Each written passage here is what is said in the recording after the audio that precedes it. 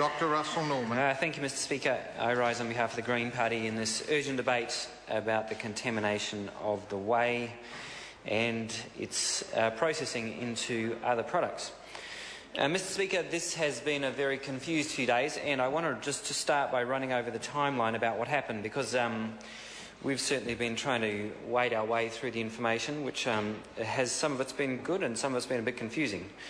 What it looks like happened is that in May 2012, some whey was processed by Fonterra, and about 20 tonnes was shipped to 6 customers. Now, all of this, at this stage, the whey wasn't tested for Clostridium. That's because the use that it was going to be put, it wasn't seen as necessary to test it for Clostridium, but it appears that at this point it was contaminated as a result of a contaminated pipe, we're told. Now, that was in May 2012. Now, nothing happens until March this year. And what happens in March 2013 is that the remaining 18 tonnes of the processed product are shipped to Darwin to make infant formula. At that point, testing of the product was done for Clostridium. So this is the important point, and the reason it was done was because obviously Clostridium, those particularly the harmful forms of Clostridium, are very dangerous to have in infant formula, and so it was tested by Fonterra at that point. And at that point, Fonterra established that there was a contamination problem in this whey that was to be shipped off to Darwin. Now, that's in March. Now, the issue I have is what happens between March and July, because it was only on July 31st that it was finally confirmed that it was Clostridium botulinum, which is the toxic kind of Clostridium. There are many non-toxic kinds. It was only at that point that it was confirmed that it was Clostridium botulinum. And so there is a gap that I think we really need some answers as to what happened in that gap and why it was only after 5 months we found out finally that it was the toxic kind of Clostridium botulinum. After July 31, when it was apparently confirmed that it was the toxic kind of Clostridium, things moved reasonably quickly. MPI, the Ministry of Primary Industries, were apparently told on August the 2nd, and then on August the 3rd the issue went public. After that, there was also some further confusion, and I think there's some issues here about supply chain traceability, because it became a bit confusing to parents as to what kinds of infant formula they were meant to be avoiding. And many parents, I suspect, went out and bought kinds of infant formula that they thought were safe, and it turned out, as advice evolved over the next few days, that it wasn't necessarily so. The primary responsibility of this Parliament and this government in Fonterra in this situation is to protect the health of those who are consuming these food products. Everything else is secondary to that. That has to be the primary purpose of all the government actions and all of the fine words that get said in this Parliament. That has to be where we start.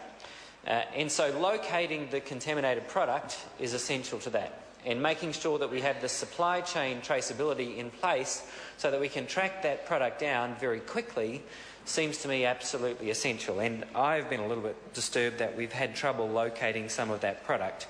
And it would seem part of the reason, I'm sure, is the 5-month gap between when it was first identified and when it was finally confirmed that it was actually Clostridium botulinum that has created part of the problem for tracking the supply chain as it's been distributed. So we're still hopeful that the final, we're told that most of it, 90% of it, has been located, and we're hopeful that the remaining part of it is done very quickly, the remaining part of the product. The next part of it is about informing parents from an authoritative voice, and that's where I think it's very important that the Ministry of Health is involved. Well, MPI, I'm sure, is a fine department. Necessarily MPI, the Ministry of Primary Industries, has a different focus to the Ministry of Health, which has a sole focus on the health of people. MPI has a more diverse focus, let us say. So I believe it's important that in terms of informing parents and making sure they have good information, that both that the source of that advice is one that has no complicated motives, but a simple, straightforward motive, which is health, which is the Ministry of Health, and that we take greater efforts to actually communicate that to people. It's not everybody follows the media very closely every day and keeps track of exactly what's going on. So I think it is important. And that's not just for parents in New Zealand, parents of children, but of course in other countries where the product has been distributed. And so I believe that should be one of our key priorities. In terms of where we go from here, the questions remain for us about the gap between the finding of Clostridium, the generic or the genus, and the identification of Clostridium botulinum, the species, the toxic species in particular, and the questions we have about why did it take so long. Are there measures in place, what we would think of would be standard notifications in place, whereby if a company like Fonterra or any other company that produces foods finds a potential contaminant like this, I would have assumed that there was an automatic process in place whereby government agencies are notified, whether it's MPI, Ministry of Primary Industries, or whether it's the Ministry of Health or both. And so we ask questions in the House today, and we'll continue to follow that up, about is there a mechanism in place whereby there is some kind of automatic notification when these kind of contaminants or potential contaminants are found, so that Ministry of Primary Industries and Ministry of Health are involved right from the beginning. That seems to us one of the critical issues, because of the time lag involved between the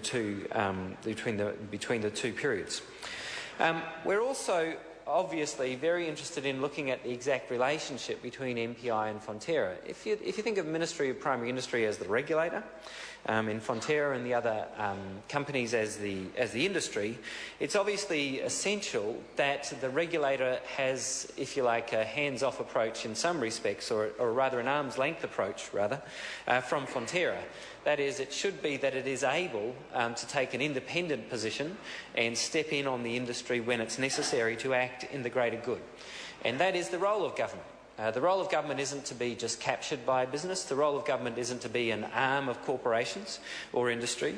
The role of government is, in this case, to act as an arm's length independent regulator that has the both ability and the motive to intervene if that's necessary. And so that will be one of the questions, I think, that we will be asking going forward.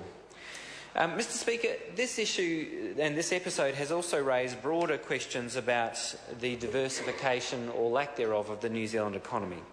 Now, we have seen over the previous years, and it has been a strategy of this government, a kind of simplification of the New Zealand economy, and that means that we've become more and more reliant on a single large industry, and of course that's the dairy sector. Now, it seems to us that relying on a single large industry has risks, and I think those risks have been exposed during this period. It doesn't result in a highly resilient economy, it results in some respects in a more fragile economy. And so we would argue that this case should be a wake-up call for all of us, that we need to diversify not only the New Zealand economy more broadly, but also the primary sector. We shouldn't just have a primary sector which is leaning so heavily on dairy, and we shouldn't have an export sector more generally and a tradable sector more generally which is leaning so heavily on dairy. We think it's very important that we develop the manufacturing sector, that we develop the other sectors of the economy, the ICT sector, so that we don't simply rely on one large industry which, if something goes awry, that industry gets into trouble, and that has significant effects on the New Zealand economy. We also think that in this case, it does bring home to us the significance and importance of clean, green and safe as the branding of the New Zealand agri-food industry, and of course for New Zealand as a whole. That branding of clean, green and safe is incredibly valuable, and if we push towards more and more quantity or volume through the sector, and in the process compromise clean, green and safe, then I think that is a significant problem for our export sector. Now, we don't know the details of how exactly this problem evolved, but it certainly has brought to the fore how critical those reputational issues are, and how it's very important that we protect them in order to protect not just the long-term interests of the dairy sector and the agri-food sector, but the long-term interests of New Zealand more broadly. Now, Mr. Speaker, I would just return at the end of my contribution to the importance that we stay focused on the food and those who consume it. That has to be our primary concern. That has to be the concern of the government. All the other issues around the development of the dairy sector and in terms of finding out what happened, they're all very important. But in the first instance, our focus needs to remain on making sure we track down that food and making sure that we notify those parents of the issues involved. That needs to be, at this point in time, our number one focus, but then we will be looking in time as to exactly why this happened. Thank you, Mr. Speaker. Richard Prosser. Thank you, Mr. Speaker. I rise on behalf of New Zealand First to make a contribution